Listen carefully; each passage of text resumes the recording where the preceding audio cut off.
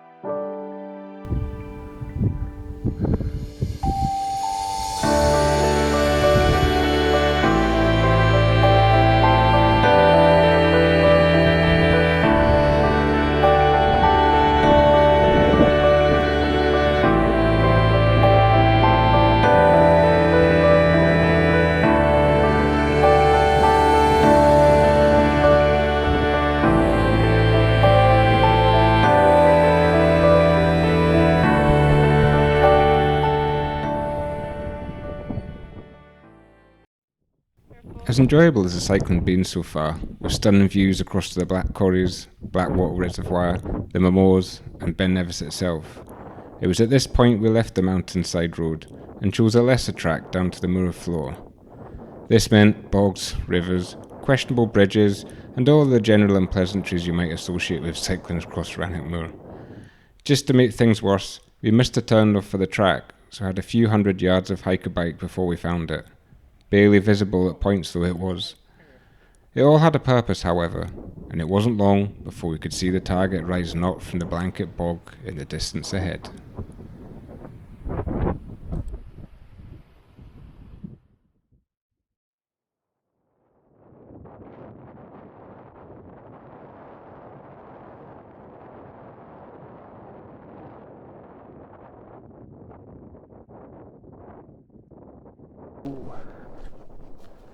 Oh, there we go.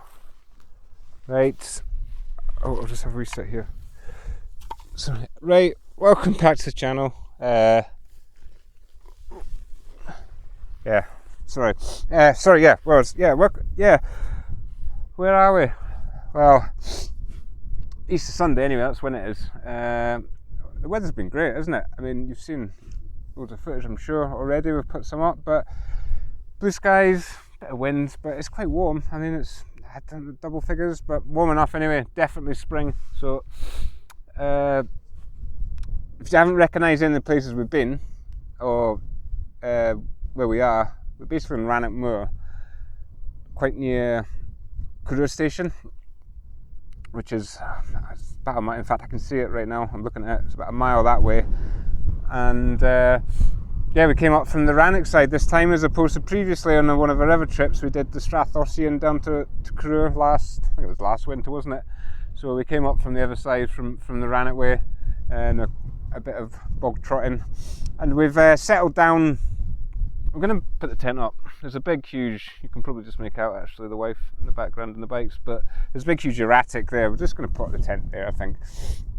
We are at the old ruins of Lodge Lubnaclac, I think it's called, so which is actually right behind the camera there. We'll do a little nosy around that just shortly, but it's a little bit spooky, I'm not going to lie, so we'll camp.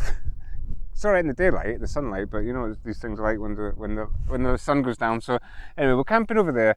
We'll have a nosy at that in a bit.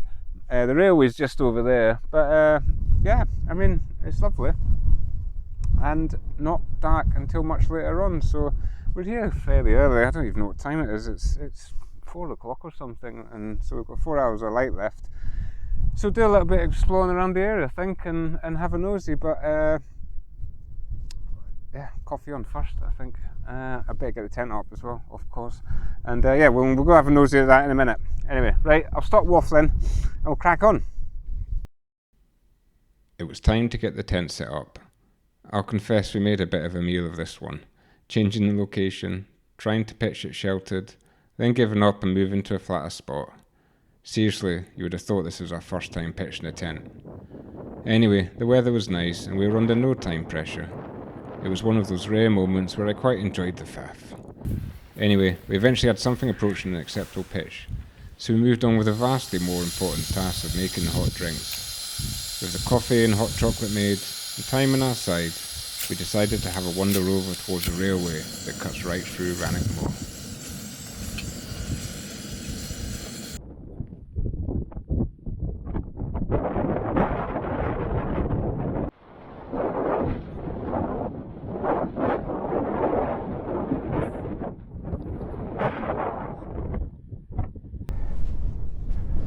Alright, I've come up for a little walk. I'll show you where we are.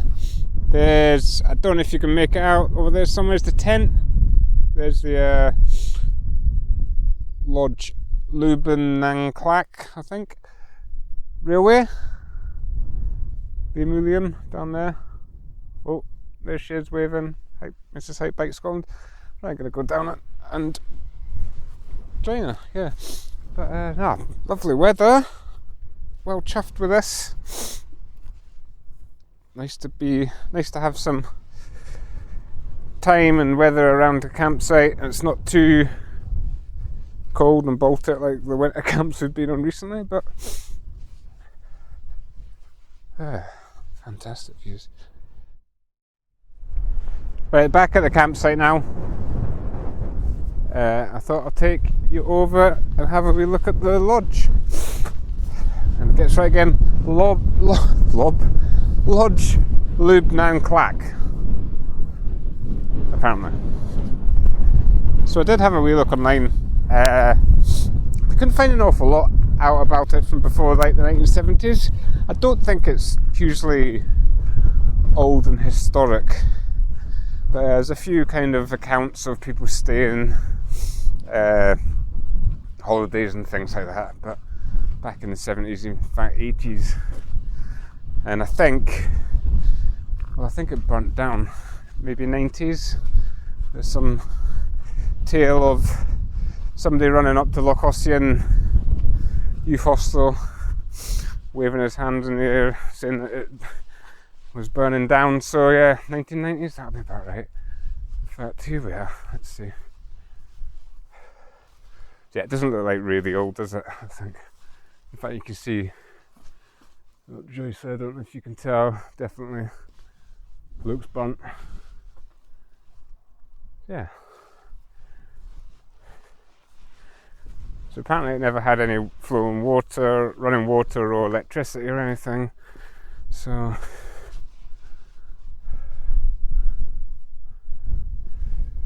there's a stove or something. Peat stove probably was in the day. Well, apparently people have been using it as a bin. Awesome. Another room. Yeah. Lovely views though. It's nice. It might just be me, but it's just got that kind of spooky feel about it, so I don't want to get too close to it.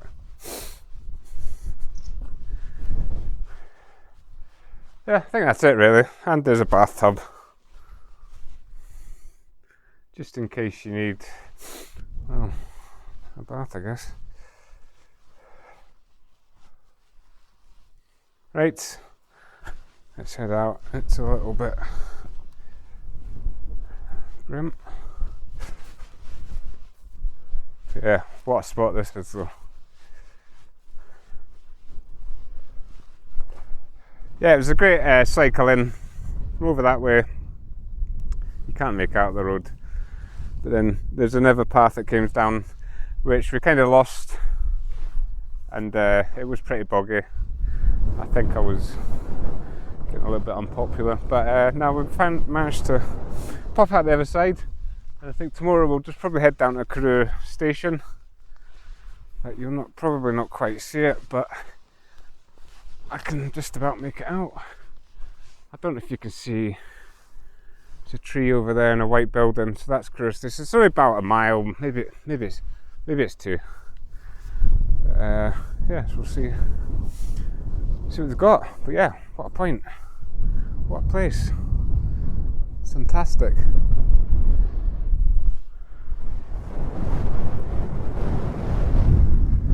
That's what do you call it, Black Corries, stopped down Crewick, camped up there before, I think a couple of years ago. There's a YouTube vid up somewhere. Pointy one over there, neglected more. Very pointy from this angle. And there's the main kind of stop the gar. What else is that? Creesh at the back. Can't remember what the big one at the front is. Anyway, yeah, up towards Glenkinglass and just in front of the West Highland Way. Yeah, Liam William. Fantastic, really enjoying it. And it's warm, it really is. I mean, it's not roasted obviously, but it's feels like double figures, just about, maybe 10. In fact, I've got a temperature thing, I'll have a give it a whirl. Oh, there's this Hike Bike Scotland. Come back with some water, so I think it's dinner time. Starving, we'll do that. And then maybe go for another wander, we'll see. Right.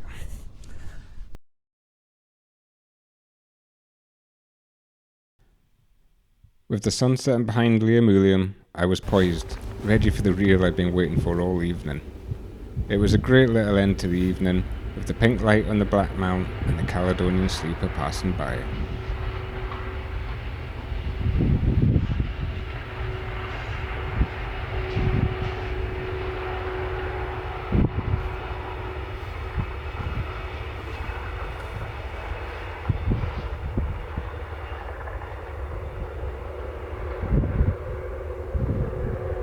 A couple of later shots and it was time for bed and to see what the morning would bring.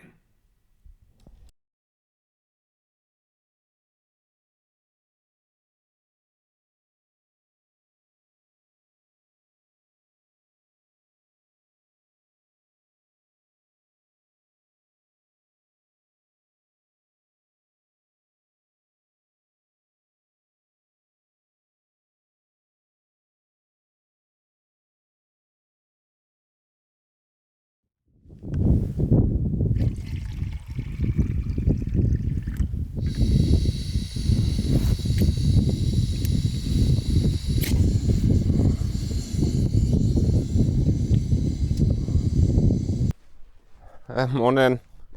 Let's get up here. Oh, wow. It's not too bad actually. It's better than I thought. I thought it was going to be a bit claggy, but it's pretty clear. Let me show you. I just brought my coffee up to the wee lodge. But yeah, it's not bad. Tent down there. Yeah, slept pretty well. I'm not sure the wife did, but I think she's a wee bit more bent out of shape than I am, but aye. So it's 7 o'clock in the morning and I'm up first, so it's good. No trains yet. There was one in the middle of the night. I don't know what time, but it was after, I think it sleeps after 11, so it was after 11 anyway. Well after that, because it woke me up, kind of. But anyway, I think we're kind of going to have I'll probably have a coffee, some porridge, some breakfast, and then head over to Career Station out there. Yeah, the sun's not really up yet. It comes up over there somewhere. You can see the light starting to do the right things, but yeah, anyway. Right, we'll get back down to the tent.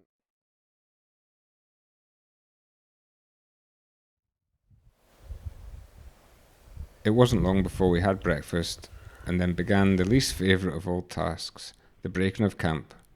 I was on washing up duty, so took the 2 bowls and spoons down to the river. Top tip for washing up is to use gravel, sand or grit as an abrasive. It made short work of these bowls, with the remnants of the porridge coming off with no bother at all. It was time to tidy up the bomb site that only a few minutes ago resembled a campsite. Anyway, with everything squared away, leaving no trace, obviously, we prepared to leave.